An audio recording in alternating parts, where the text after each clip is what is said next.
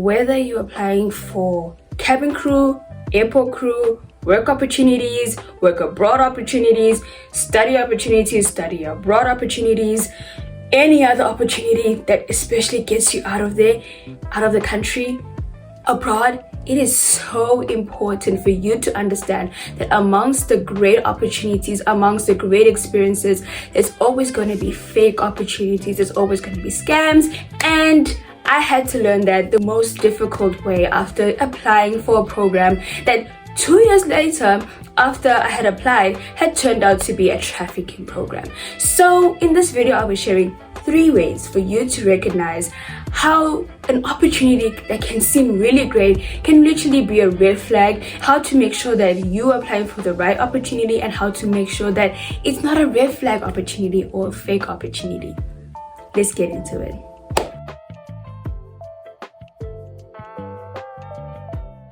Annyeong 여러분, welcome back to my channel. In today's video, I'll be sharing 3 ways for you to recognize when an opportunity is a little bit sketchy. I'm going to be honest, but I'm going to say this from my experience. So let's take it back to 2023. In 2023, there was a program that was being advertised everywhere. I mean, it was something I continuously kept on seeing. At that time, I wasn't studying and I was really eager for a job. And this job opportunity was actually like a work and study program that was really advertised everywhere. So I decided, you know what, I'm gonna apply. If you guys don't know the program, it's totally okay, but it was a program that was specifically for African women, and they were between the ages of 8. You had to be between the ages of 18 and 22. So I was like, this is such a good opportunity. At that time, I was way before 22, so I'm like, I'm in the right age gap, I'm African, this is great. And they promised I was gonna make good money. They were gonna pay me in dollars. I'm like, this is a great opportunity. I apply, and then after applying for the job, I moved into the next stage. Very soon, long story short, I kind of felt something was off about the program, and many people were asking questions, and the organizers of the program were very hostile, very like keeping the information to themselves, but they were very also like really hasty towards us. They were expecting us to have documents ready, all these things ready, and it was really fast, do, no, now kind of vibes. So I was like, oh, okay, this is something I don't feel okay about. And towards the end of the when I finally got to my decision, I decided, you know what, I actually don't want this program. I don't feel comfortable about this, and I'm gonna give you 3 ways in which I recognize that this program was giving me signs that it was not a good program. And I'm so grateful that I did not take that opportunity further, because only 2 years later, and the program was supposed to be for 2 to 3 years. So if I had applied then and gotten through and proceeded with the application and actually proceeded to move to this country under this program for 2 years, I would have had to suffer in the conditions that people were talking about through this program. And not only that, but it would have taken 2 years for the news to break out, because only 2 years later did the news start to reveal that this program is actually not a program that anybody should be applying for. Imagine that. And mind you, at the time I was applying, the program was supposed to be a duration of 2 years. And these are the 3 ways I recognized that, this is sketchy. Number 1, especially in the recruitment process, if they're recruiting a bunch of people and they're communicating to you on WhatsApp, it's actually a red flag. I don't know how to better explain that. It is because there's other mediums to communicate, and yes, we can communicate through emails. And also on emails, it's so important to make sure that you are literally checking where the email is coming from. Is it in alignment with the organization's email address? Okay, so I think WhatsApp is really dangerous, because many people can download or fake WhatsApp account or hack WhatsApp accounts and then present themselves in such a way, and you can't verify that, because I mean, apparently the number seems to match with the country code. However, the people don't look like people. I don't know.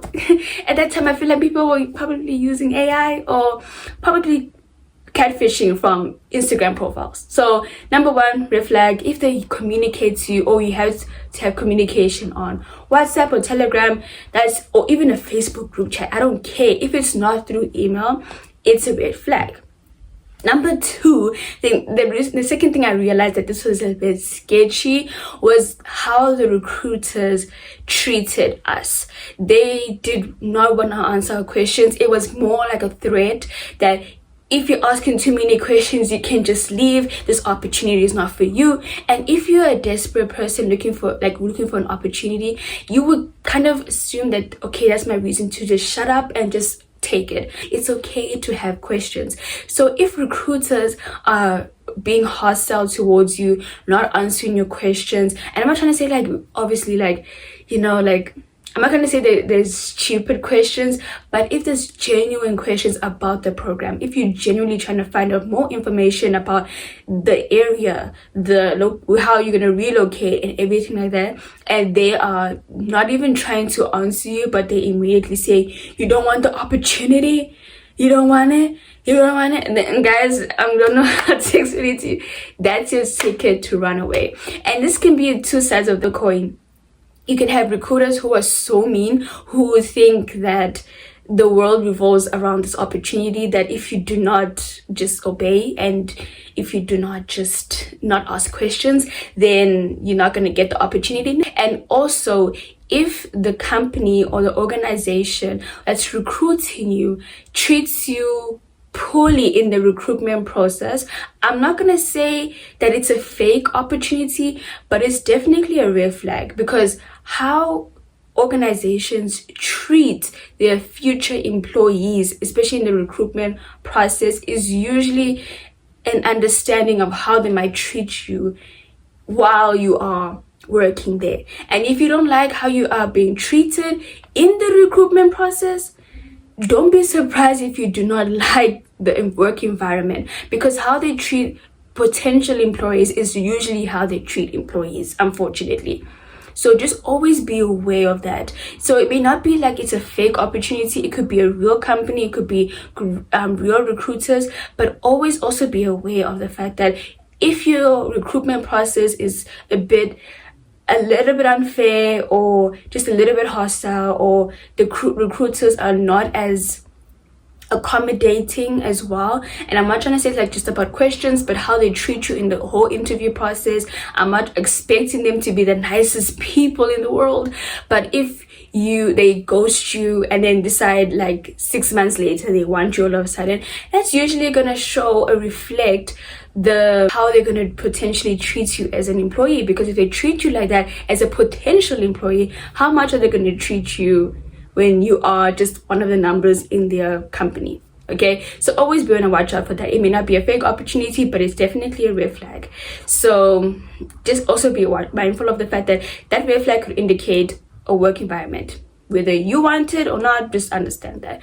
Then there's also going to be recruiters that have the dream. They are so friendly, they're so nice. They're promising the world to you, They're promising the greatest salary, everything, accommodation, relocation sponsorship. Everything just sounds amazing. It's everything you've ever wanted.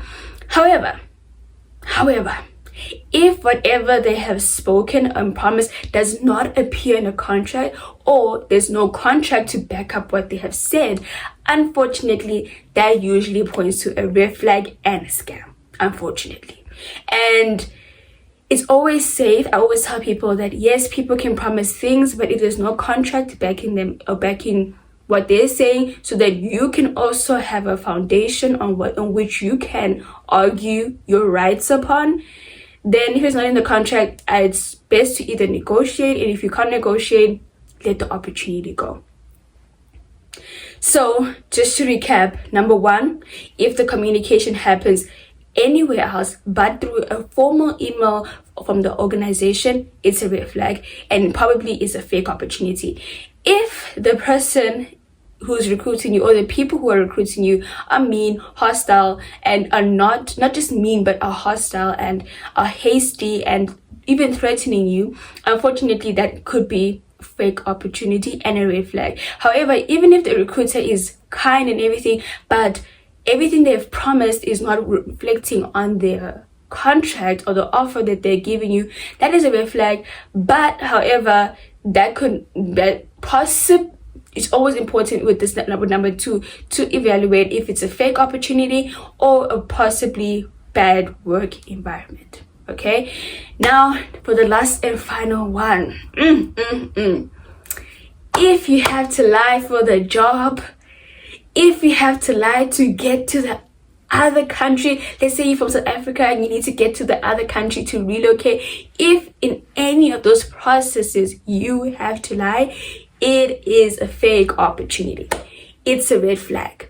Why do you say that? So in this program I had applied to, one of the things that they really taught us about was it was a study and work program. However, they told us to not tell the immigration officers that. So that for me was actually a red flag, because lying about what I'm going to be doing in this other country will already get me my documents under false pretenses, number one, and I'll be entering the country on false pretenses as well. So it is so important, whatever job opportunity, whatever opportunity you're applying abroad for, work opportunities, study opportunities, relocation opportunities, any opportunity that requires you to work abroad, if it has any of these 3 things, I can always say be careful. But most importantly, I think I'm going to add a little bonus sign. Trust your gut. If you feel like there's something wrong and it doesn't hit, like for some reason something just feels off, and it may not be even these 3 signs, but something within you just says this is not a great opportunity, don't take it.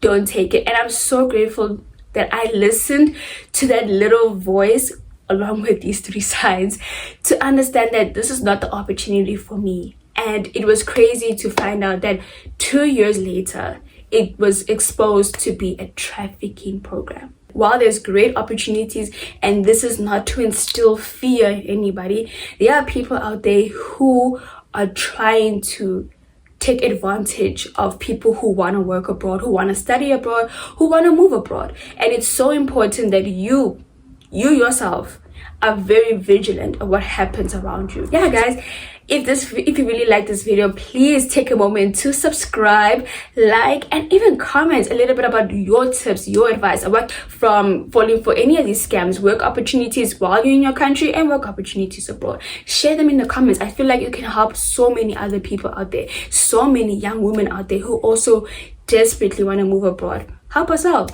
Share. Thank you so much, and don't forget, subscribe.